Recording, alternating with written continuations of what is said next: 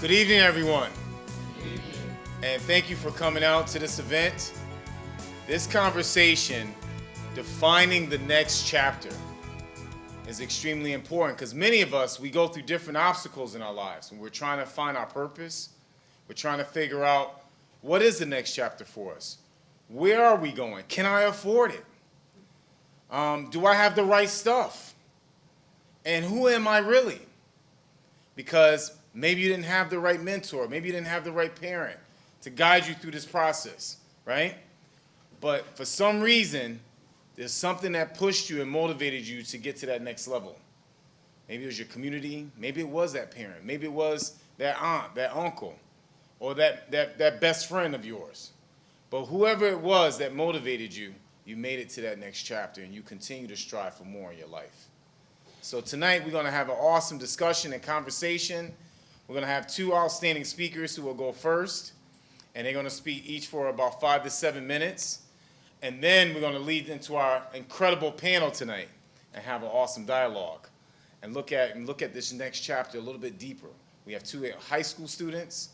We have a person who just completed their master's, and we have someone who has took many different chapters in his life to get to where he is today, and we'll focus on that as well. So this is going to be a great conversation. I'm looking forward to it, defining the next chapter. Now, the next person I'm bringing up is a gentleman by the name of Meshach Alexis. He completed his bachelor's degree in 3 years. 3 years. And at 21 years old, he is moving on to the next chapter of his life. And he's here to share some words of wisdom on how he completed his bachelor's degree in 3 years. Let's give him a round of applause.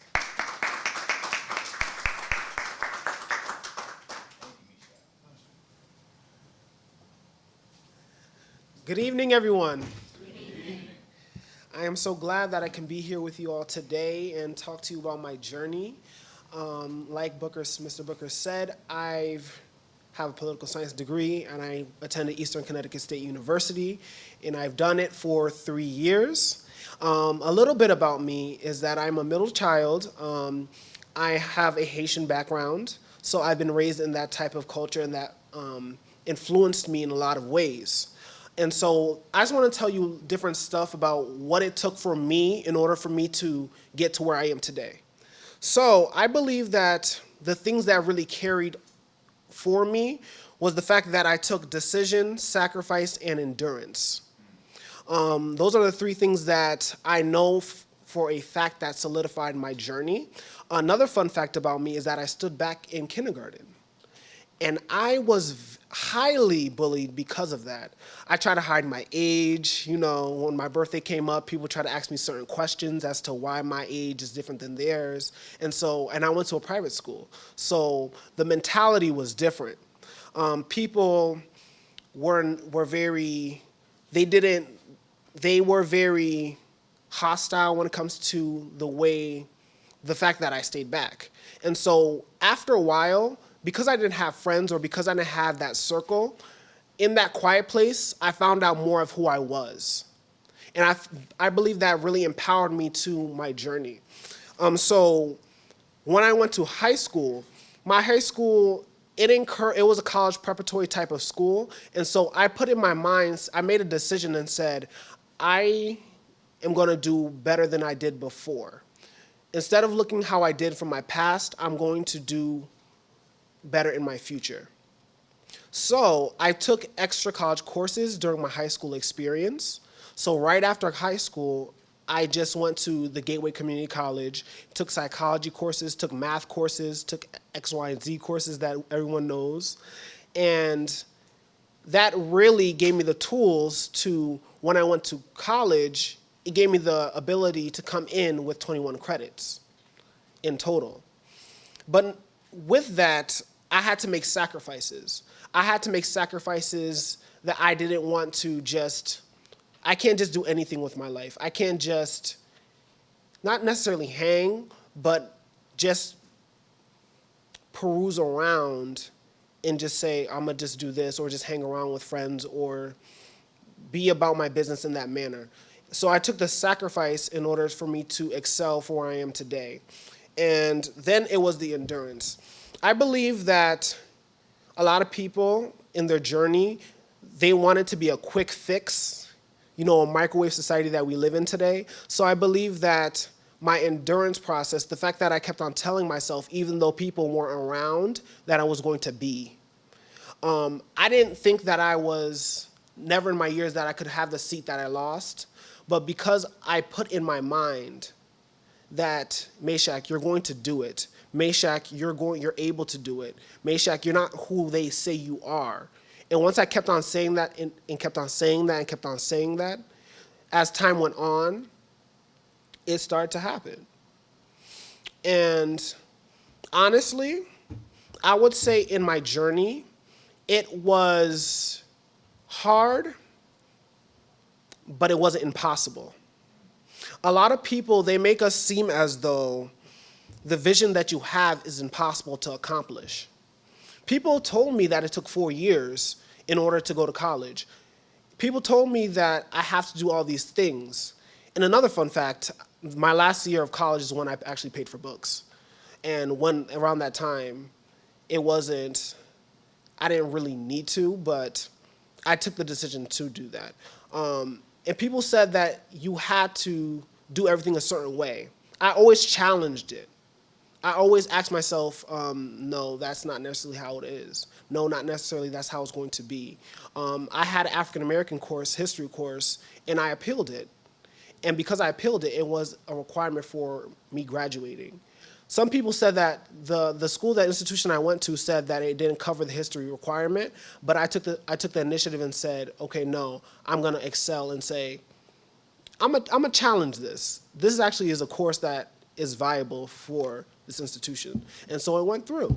So in essence of what I'm saying is that I took the decision, I made the sacrifices, and I endured through it in order to go where I'm coming from. And right now, I have a clothing line, and I also am going to be being a resident director at a college where I'll be taking my Master's of Business Administration. Again, I didn't have the money for a master's program, but it's because I thought differently is where I am today. And I believe for whoever is struggling or whoever don't know where they're going, one thing to keep in mind is that what's the world that you want to see for tomorrow? And how can it be done? Because a lot of people say, oh, it can't be done. Question yourself saying, how can it be done? Because when you do that, the impossible can happen. But that's all I want to say about my journey. Thank you so much for having me, and everyone have a great day.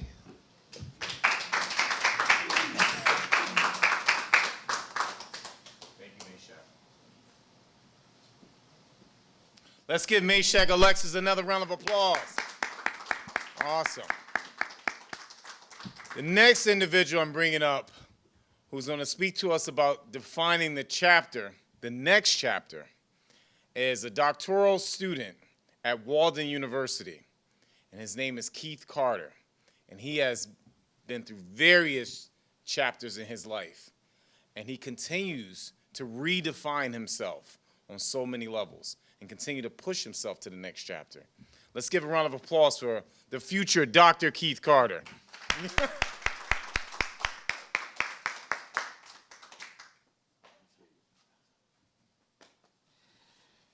All righty. How y'all doing out there?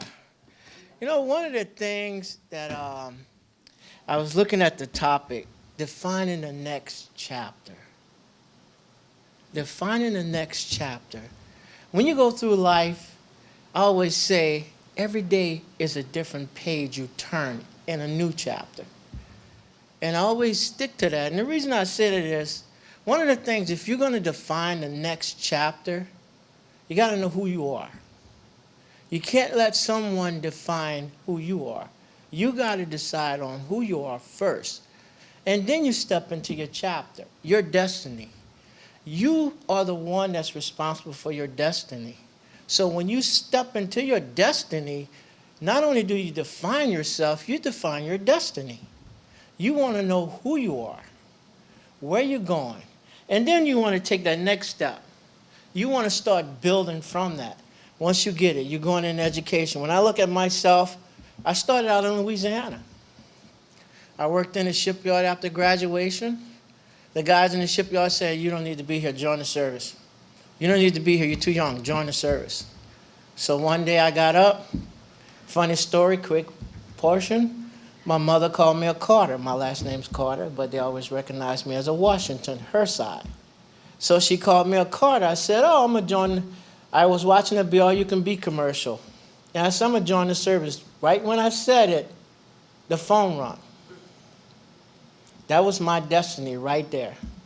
When the phone rang, I picked it up. Hi, I'm a Navy recruiter. I'll see you in 15 minutes. That was my chapter, the start of my military chapter. I got in the military. I started meeting people that was different, from different walks of life, different cultures, different everything.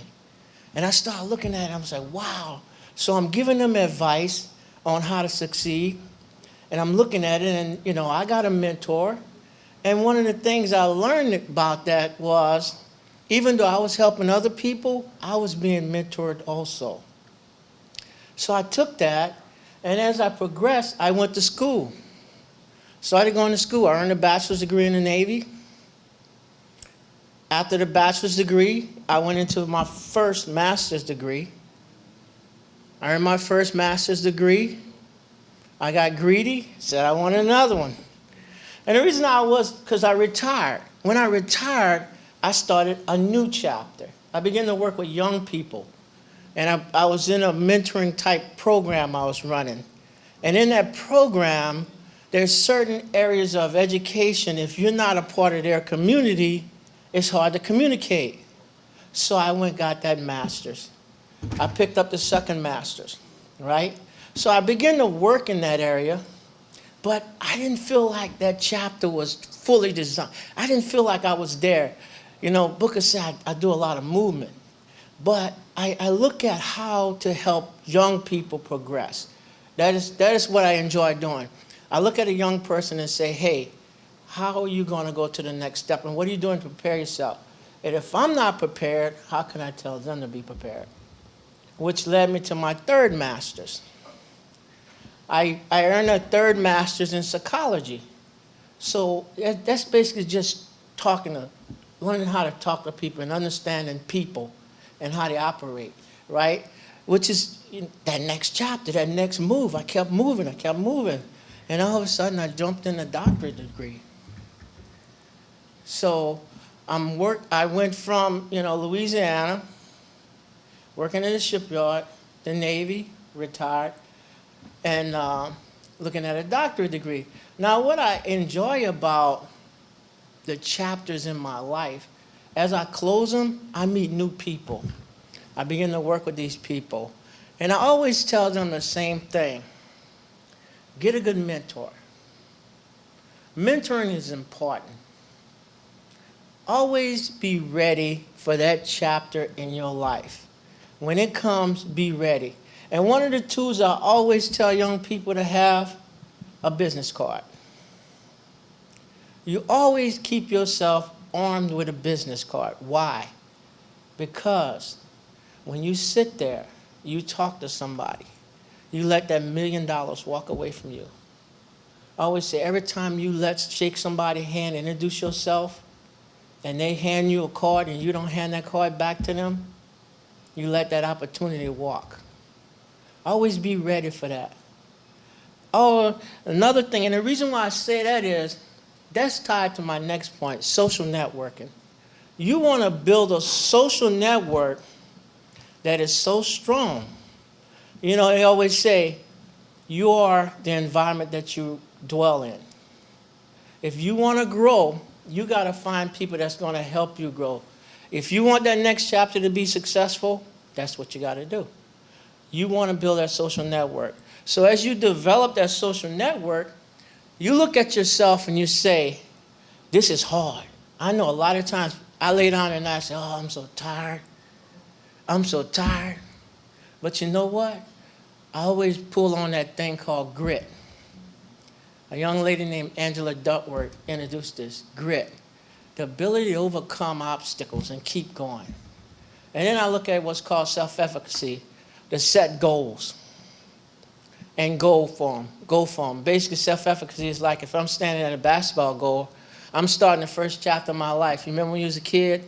You go to the basketball court, you throw that ball up, it go in the air and it just come right back down. You don't even make it to the goal. Then as you grow, you shoot it, you hit that rim, and you start doing that dance. Because I made it. I hit the rim. I'm at that next chapter. Then one day, you're playing around and boom, it goes in.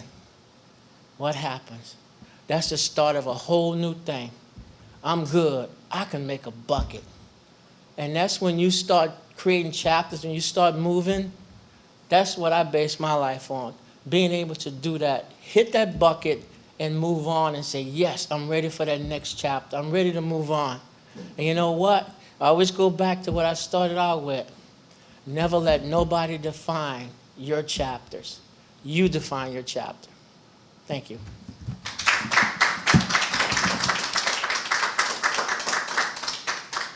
Thank you, Keith. Appreciate you so much. Let's give another round of applause to Keith Carter. And now we're getting ready for our awesome, incredible panelists. If some of you can have a seat, come on up. And let's give them a round of applause.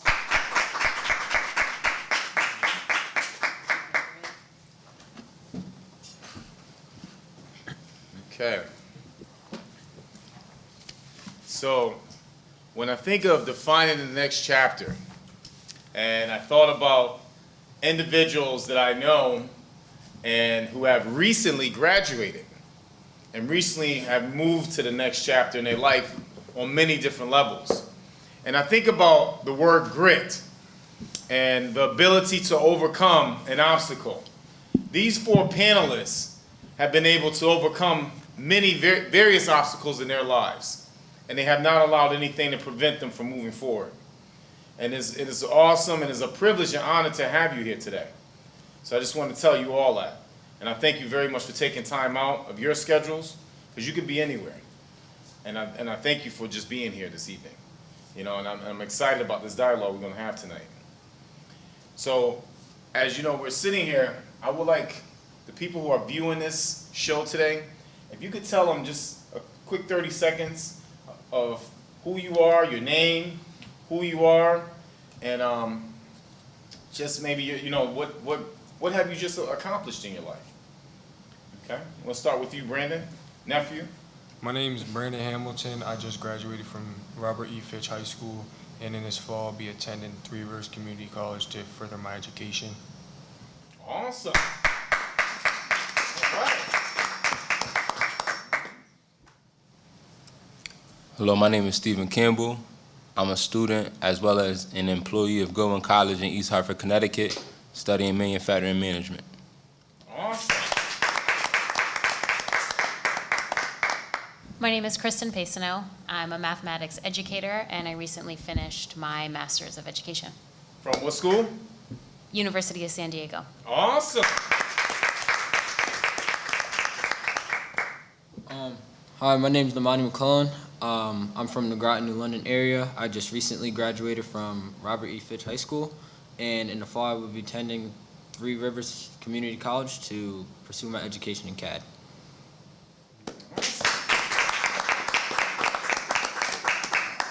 So I know people probably look at you right now. You know, some of the viewers are probably saying, "Wow, I hope one day I can obtain my degree and move forward in my diploma as well, and be able to enter college and be able to get my master's, be able to work at a college as well."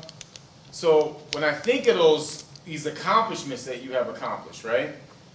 What was the greatest obstacle you had to overcome in your life thus far? And when you think of those obstacles, did you have that doubt in your mind, when you were going through those obstacles and challenges in your life? And how did you move forward? Kristen?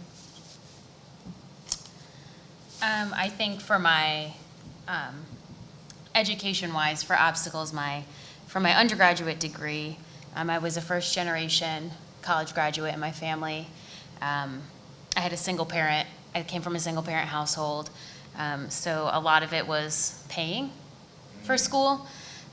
So I worked like 2-3 jobs while I got my degree. It took me 5 years because I changed my mind. But yeah, I think my greatest obstacle was definitely like the financial component to it. I was pretty self-driven because it was just myself and my mom. So I grew up just do. You just got to do. You got to keep going, right? You got to tell yourself, you got to have that kind of growth mindset. So for me, I think the financial component of it. Awesome. No, I will.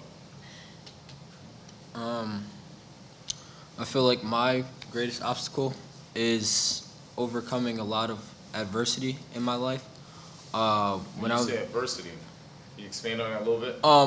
When I was younger, my mom always worked. When I would go from my house to my grandmother's house a lot, I would go from my house to my aunt's house a lot. So growing up, change wasn't really much to me.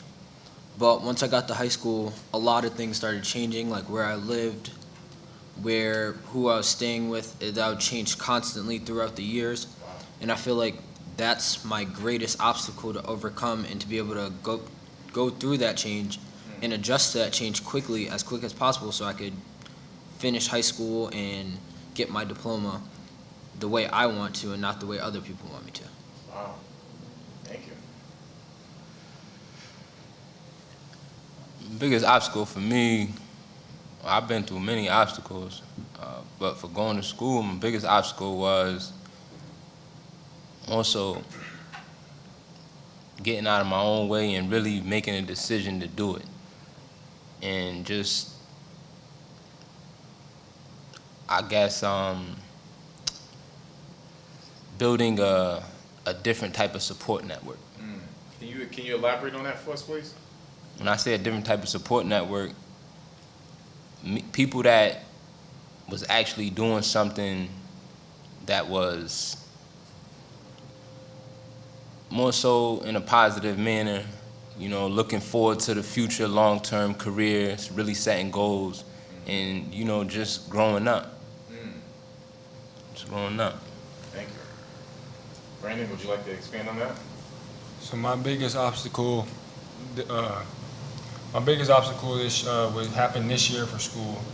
I had gotten into an incident where I was expelled for 4 months out of school, and without that 4 months of school, I fell behind a lot in my grades and in the classroom. So when I came back, I was failing a lot of classes, and then I just put like my dedication and my heart into the schoolwork, and then I ended up making all the work up and getting ahead of everything. So when the senior activities had happened, I was able to still participate in those senior activities. And now I have graduated and got my diploma, and now I can further my education. And after, I'm going to be attending 2 years at Three Rivers, and then after that I'm going to be transitioning to EB for computer-aided design. So that was my biggest obstacle that I overcome.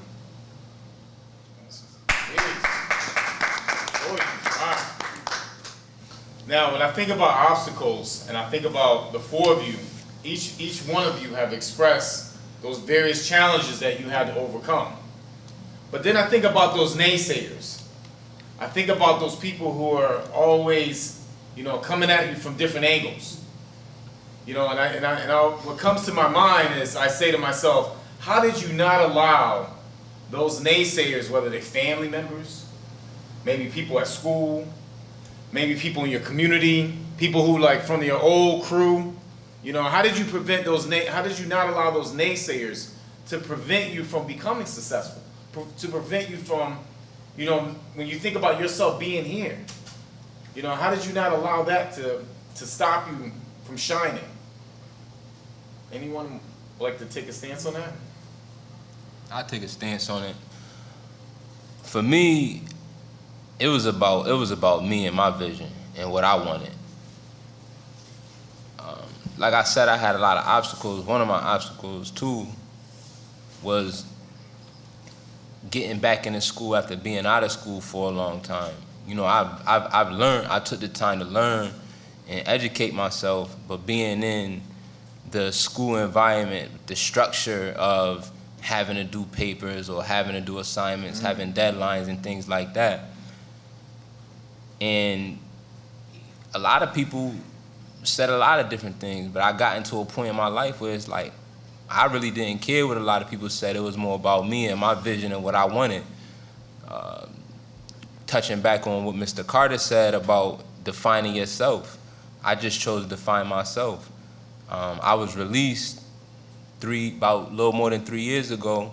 When you say released, I was released from prison about 3 years ago. March 2016, I was released after doing 9.5 years. And in a short time, I found myself in college. In May of 2016, I found myself in college. And, you know, a lot of people... Thank you. A lot of people, they had their opinions or, you know, certain things, and I just kind of like, I really didn't entertain it. I just did what I knew I needed to do to continue to put my life on a better path. So that's kind of like what I did. I just didn't entertain it because I just feel like people are always going to say something. Some may be good, some may be bad, some may be indifferent. At the end of the day, it's about what you say about yourself. So. Thank you. I'll speak on it too. Yeah, please. So I think similar to what you said. I didn't necessarily have people that were naysayers, but I felt like on my journey, the adversity was really the naysayer for me. Like the obstacle was kind of what was hard for you to overcome. But I found that the beauty in it is that through adversity, you learn to adapt, right? And then learning to adapt is a skill. And then that, you know, you take from that becomes a skill for you. You really just start believing you can do anything because so many things are changing and you're still moving, you're still growing. And from that, you just kind of learn that like, that is the way, that is your way. And then it doesn't really matter. Whatever happens around you, you just know that like, that's just part of life. So I kind of feel like the adversity for me in my younger years really benefited me as an adult because whatever's really thrown my way, I'm just like, well, that's just how it works. It's seen as how it's always worked for me, you know. So I think for me that was my naysaying experience. Thank you. I'll go next. When it comes to naysayers, people that tell you that you're not really going to succeed, people that tell you that you're not really going to be anything because they see the first version of you or they see that version of you that hasn't really developed yet, that hasn't really progressed in anything.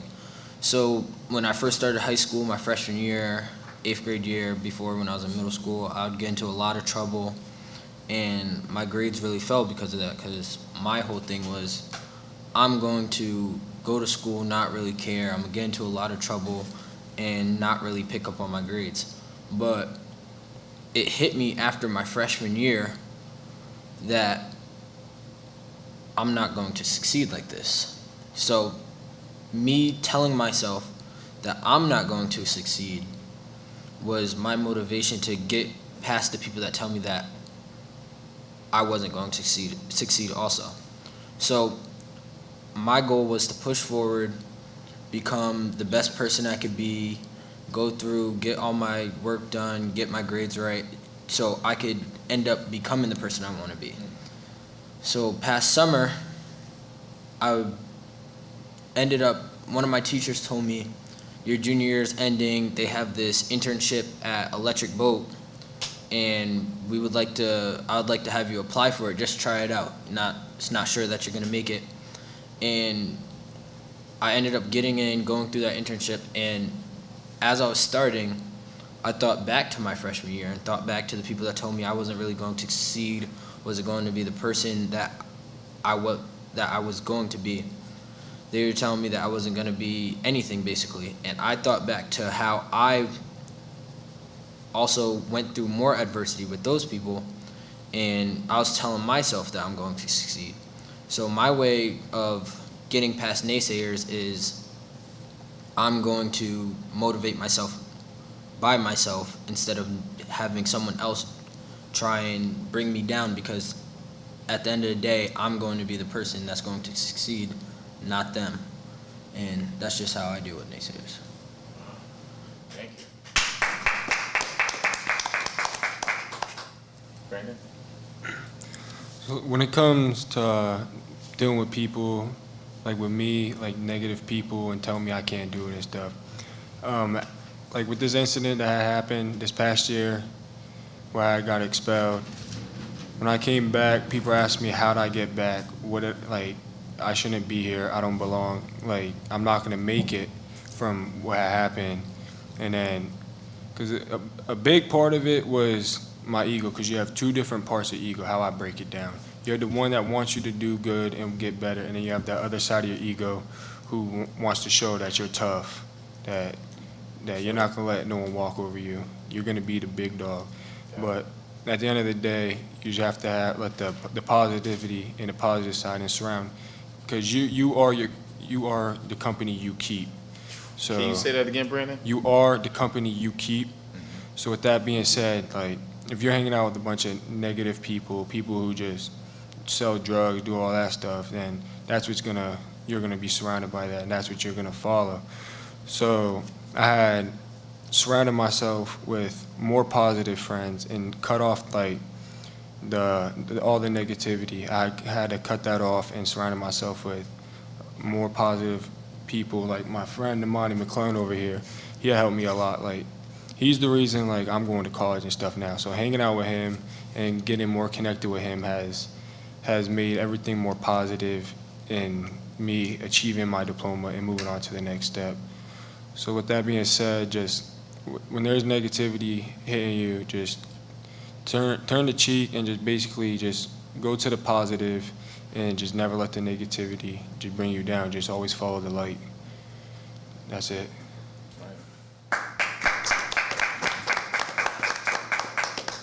Has there ever been a point in your journey, right, going through this next chapter, where you had a place where you hit a roadblock, where you were like, I can't do this, I'm not good enough? You know, like, and sometimes like we feel like we're all alone. You know, what was that roadblock like, and how did you overcome that roadblock so that you can be in the seat where you are today to continue moving forward? I'll go first. During my journey after my freshman year, after I was going through that transition of becoming the better person that I could be, I faced a lot of, once again, adversity is the main thing that is going to come up in my story to success. I went through going from my mom's house to living with my aunt, to with my grandma, with my dad, I've lived in countless different places throughout my 4 years of high school. And I feel like those were mini roadblocks helping me succeed more. These roadblocks of having to change, having to pack up and go somewhere else, move with someone else because of either behavioral issues or because maybe things just aren't clicking the right way, or the people that's around that place. I feel like all those roadblocks have helped me go through more different, like, they've helped me go through things a different way. It changes my mindset. It makes me think differently. It just impacted me a lot. So at these times where I'd move, I'd feel really sad. Like I really felt like I wasn't really wanted in the places I'd be. It's hard to change and become adapted to the lifestyle that you're living now because you're in a different place. And I feel like those were my roadblocks, but those roadblocks also helped me move forward faster once I got out of the gym. That's really what I would like to say.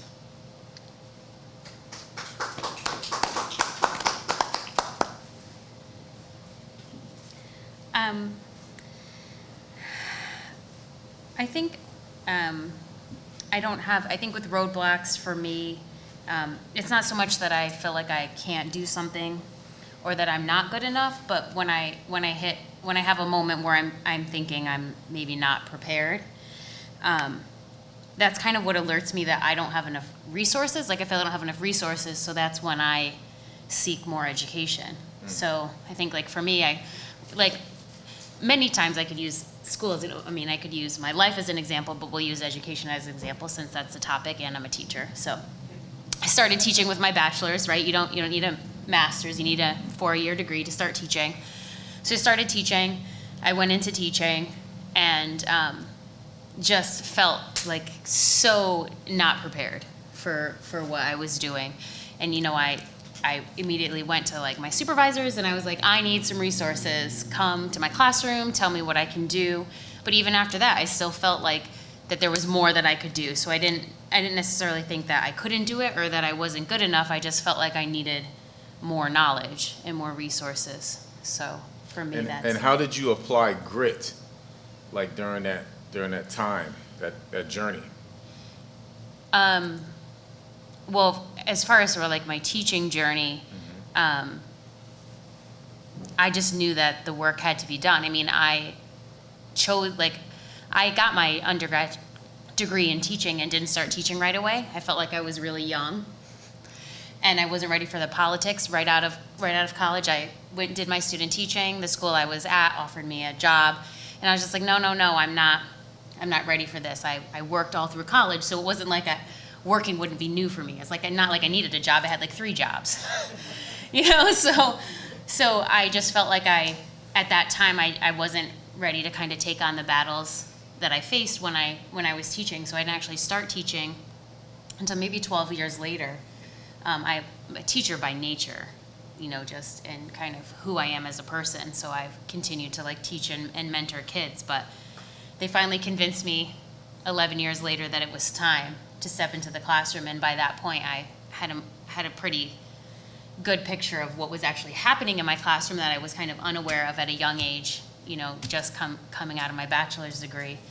And I love my job. It's the most difficult job I've ever done, but I absolutely love it. And it was just knowing that my students need that from me. Like my students need me to be better. I need to be better to do this job better. And so for me, I needed more resources. So that's kind of just what drives me for the grit. It's just I need to keep working because it needed to be done. It needs to be done. And Mr. Campbell, when during your when you were really like expressing some of the things that you've been through, your obstacles and challenges that you've been through, you mentioned that you did you did a 9-year time. You did time for 9 years. You were sentenced away for 9 years. So in those 9 years that you were sentenced away, what kept you motivated? Because I know you must have been there and you're sitting there and you're like frustrated, aggravated, but what was that turning point for you to say, I'm going to continue moving forward? I'm not going to allow anything to stop me. I'm not going to allow the system to define me. I'm not going to allow anything to prevent me from being a successful, positive, productive individual in this society. How did you continue to do? Because you had the systematic oppression.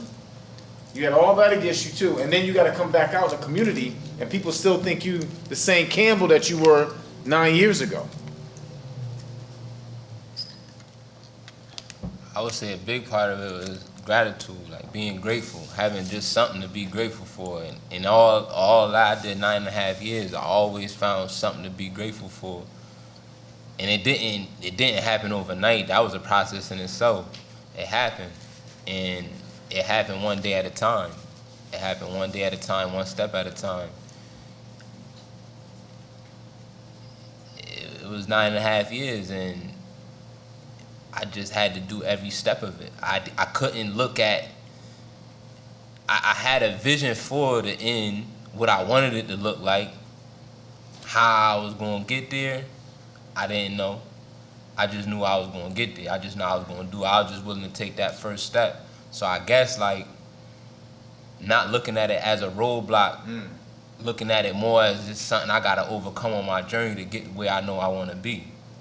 And the only way to go through it is to go through it. So just like one step at a time and just staying focused on that forward progress, that forward motion. Now, was this someone around in that process, in that journey, that was encouraging you to continue moving forward? Or was that a lot of self-motivation that took place upon yourself? Well, I grew up a family of 7 other siblings. There was 8 of us all together. And I was like the middle one. So when I went through my journey, I was 19 years old, just getting ready to turn 20. I got sentenced to 11 years. When you were 19 years old? I was 19 years old, just getting ready to turn 20. And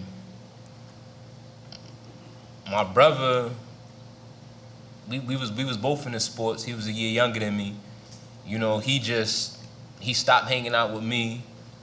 I kind of like made that decision for him.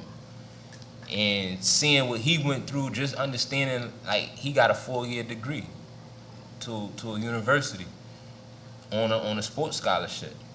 And just seeing him go through that, and he struggled. He struggled because his grades academically wasn't up to par. He could have went to a better 4-year university if his grades was right.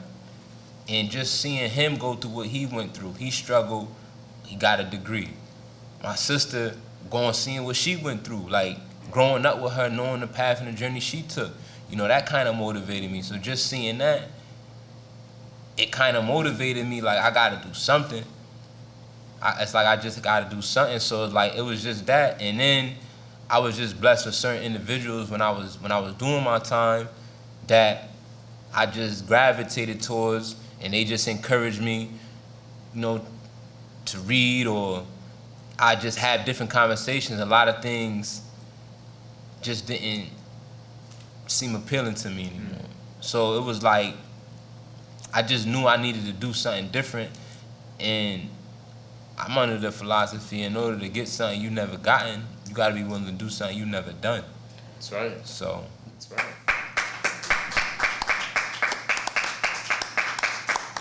And then when I think of like doubt and moving forward in the next chapter, I look at the two of you right here, and then I look at you here as well, right? And you two motivate each other. How did you get to that point as 2 high school students, 2 seniors in high school, here at Fitch High School, that's only like 5 minutes from here? And you said to yourself, what was that turning point for the two of you to say, we're not going to allow this doubt, this negativity to prevent us from crossing that stage? Because you just crossed the stage only a week ago. How did you do it? How did the two of you continue to motivate each other, and now you're moving on to go to college together? Brandon? You go first. I mean, well, I think for like how we were able to motivate each other is like I first met Namani freshman year, and like we were bad freshman year. We had class together, and it was terrible. We were all over the place. And then as I started growing up and maturing, I seen that like being class clown and all that, that's not gonna pay off. And like I knew how Namani is in school from just knowing him for the 4 years. So then when I became close with Namani this year, so then that's when I like got with him and told him like basically like we gotta do it for each other, not for no one else, whatever. We gotta be able to do it and get out of here. So like when we're looking back 10 years down the road, we have a house, a car, and all that, and we're just not falling back somewhere in jail or something like that. That's pretty much what it was for me and like my perspective in it all. So. Thank you. Is Ace in the hole? When it comes to me and Brandon, like he said, we had class freshman year. We would go from making our teacher the most angriest person in the world. Threw a textbook at his head. Threw a textbook at my head. That's how mad we got him. We went from that to us maturing, still being basically the class clowns, being the life of whatever table we were at, whatever class we were at, being in the hallways, just doing whatever. And then as I started growing up and maturing, also Brandon did, he got, like he said, he got expelled. And as I went through with that, I realized school is not the same with it. Like, I'll text him all the time, like, are you coming back? Are you coming back? Like, school is not the same without you.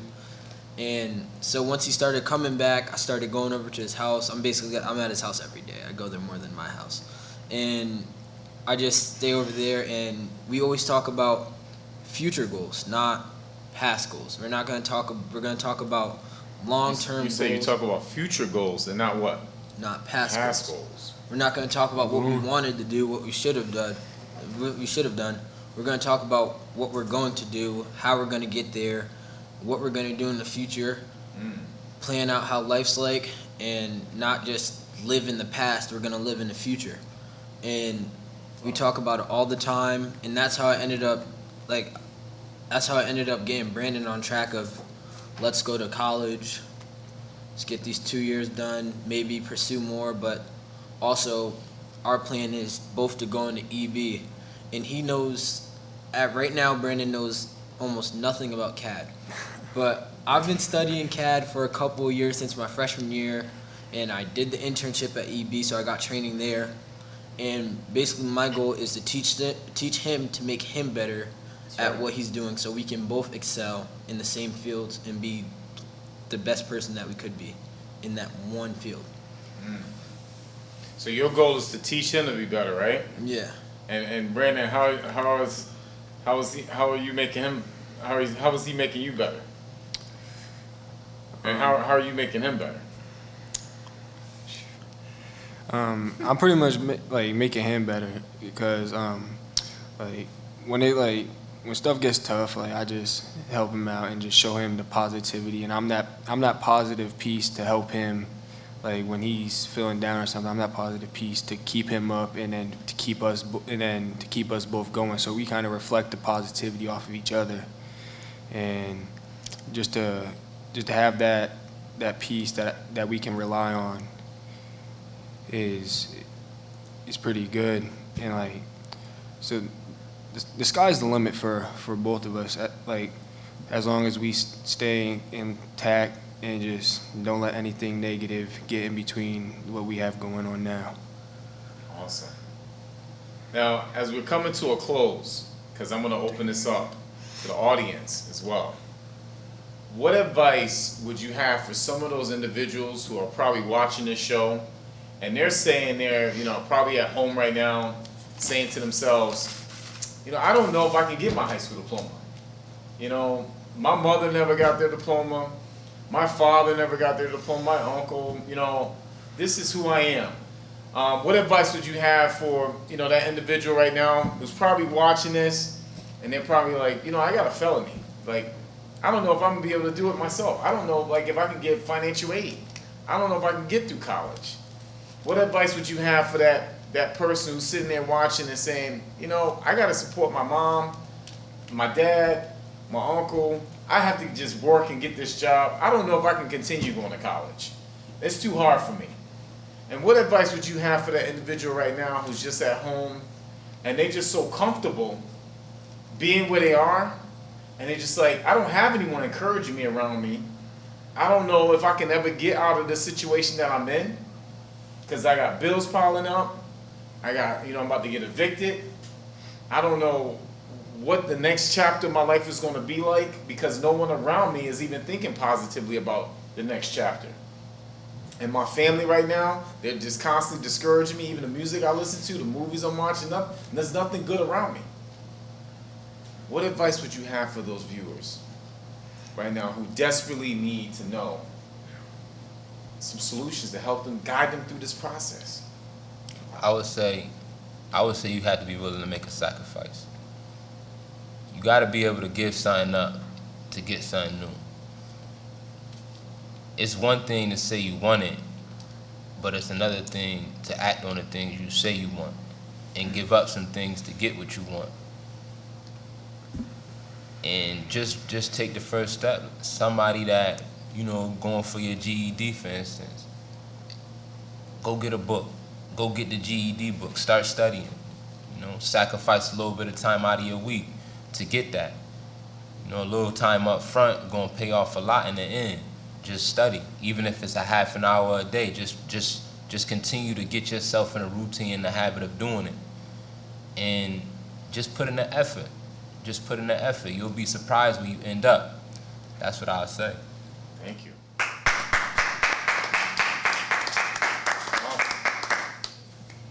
I would have a similar response, but I think, if you don't make change, nothing changes. So if you just gonna continue to hold the status quo, then that's what things are gonna be for you, right? So you have to make some sort of sacrifice, which will require stepping out of your comfort zone, right? You have to be uncomfortable in order to grow. And that's scary for a lot of people. But again, if you don't try something new and you're not willing to make a change, then you're gonna remain where you are. And with that, if you can find a positive environment, find something that you like to do, even if it's just something different. Thank you.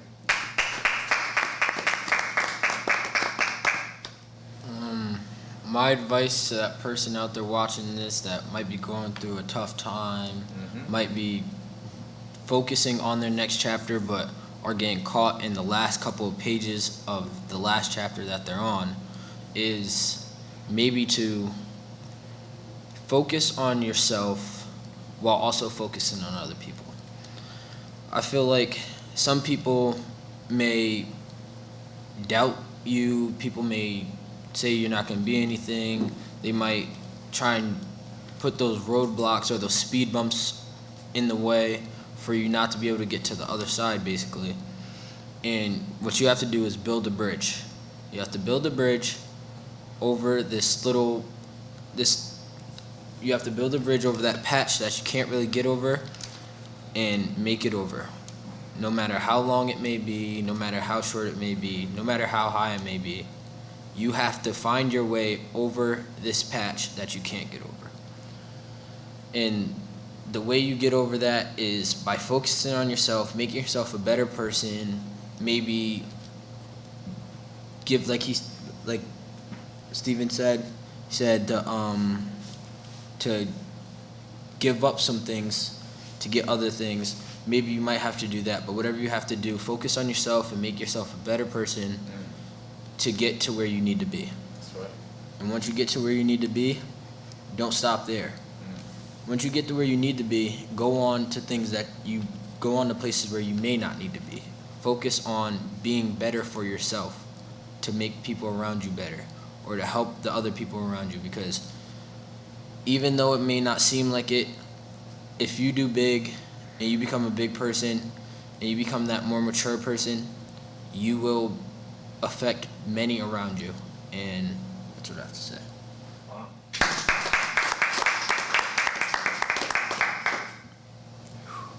Mr. Hamilton? So my advice for people that are going through a tough time right now, and people who are watching this who feel they can't do it and they feel they can't make it, just with all the negativity around you, just be that positive light for yourself and go out and get it, because the most important thing in life is time. Because you don't have a lot of it. Like, time could cut short on you at any moment. So you just gotta be that main person. It doesn't matter what other people think of you.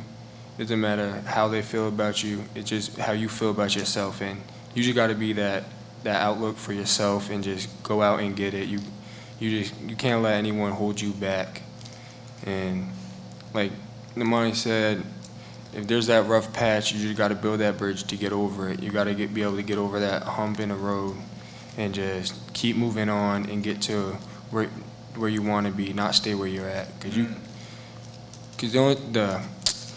you can't go back and change things. You can only just move on and make things better for you and for your life.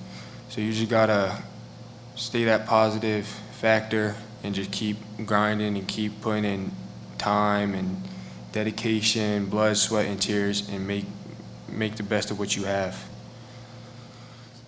Thank you. So for the last statement here, what I would like you all to do, I want you to say your full name for the listeners and the viewers there, because I want people to remember who you are and where do you see yourself in 5 years. So I want you to say your full name, okay, because I want you to put it out there, okay? Because this is just one chapter. This is all you did. You completed one chapter, and now you're moving on to the next chapter. You're writing your book right now, because other people are watching you write your book. So your next chapter is your next 5 years. So say your name, who you are, your full name, and where do you see yourself in 5 years as we close this entire event out. Okay? Start off with whoever's ready to state their full name and where do you see yourself in 5 years. My name is Namani McClellan, and in 5 years, I see myself working at EB and making enough money to support the people around me and support myself in a comfortable way. And yeah, that's really it. Thank you. My name is Kristen Lee Paisano. In 5 years, I see myself working on redefining how we teach teachers how to teach. Thank you. My name is Stephen Campbell. In 5 years, I see myself earning a master's degree. I also see myself becoming a national bestseller of a book and continue to inspire and motivate people.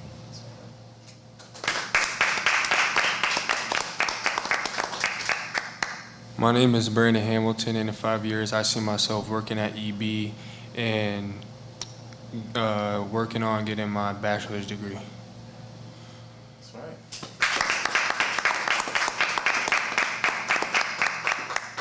And my name is Kevin Leonard Booker Jr.